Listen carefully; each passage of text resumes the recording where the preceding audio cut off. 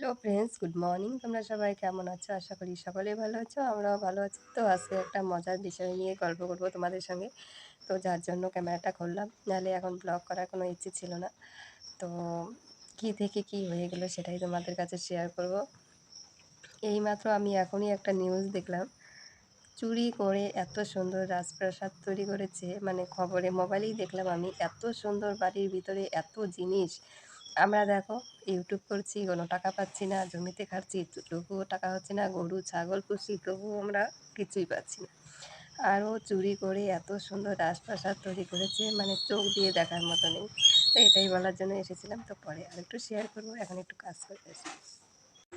Hello বন্ধুরা, তোমরা সবাই কেমন আছো? আশা করি ভালো আছো। মাম্মাম ভিডিও করতেছে। জানো বন্ধুরা,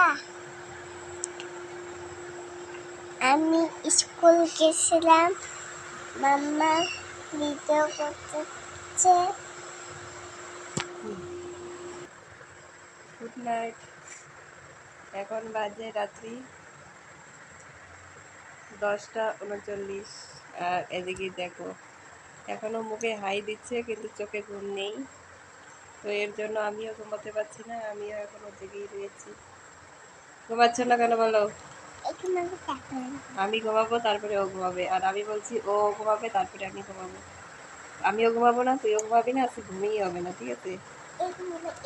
ও তো ও ঘুমায় পড়ছে, দেখ না, ওকে ডাক, ও শুনবেই না।